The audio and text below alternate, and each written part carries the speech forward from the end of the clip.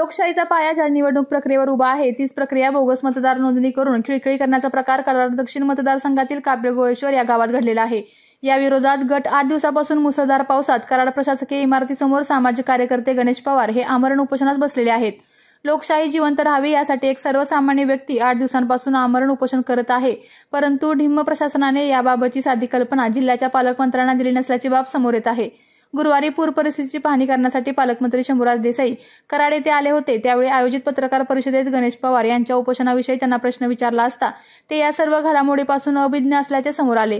त्यांनी उपोषणाची अधिक माहिती घेऊन जिल्हाधिकारी यांना या प्रकरणात लक्ष देण्याकरिता सूचना करणार असल्याचे सांगितले।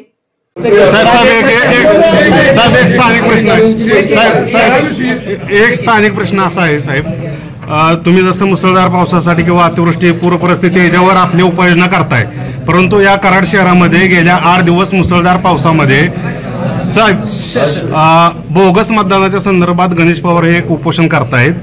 तर त्या मतदार नोंदणी ह्या संदर्भात त्यांचं उपोषण गेले 8 दिवस मुसळधार पावसात सुरू आहे, परंतु अद्यापही त्यांचं समाधान झालं नाही किंवा ते उपोषण त्यांनी तीव्र करण्यासाठी आता मेडिकल फॅसिलिटी सुद्धा नाकारलेली आहे।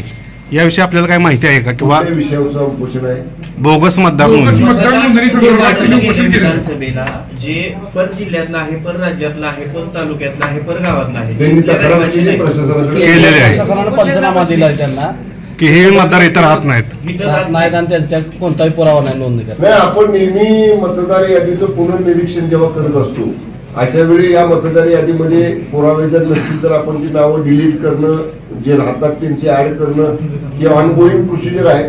मला माहित नाही नेमकं ते उपोषण करण्याचं काय कारण आहे, पण मी विषय समजून घेतो आणि तशी आवश्यकता वाटली तर जिल्हाधिकाऱ्यांना याच्यात लक्ष घालायचं। कारण साहेब 8 दिवस झाले आणि आता जिल्हाधिकारी आपल्या तालुक्यातील जिल्ह्यातील बातम्या सर्वप्रथम पाहण्यासाठी आजच सातारा न्यूजला YouTube चॅनलवर सबस्क्राईब करा, लाईक करा, शेअर करा आणि बेल आयकॉन प्रेस करायला विसरू नका।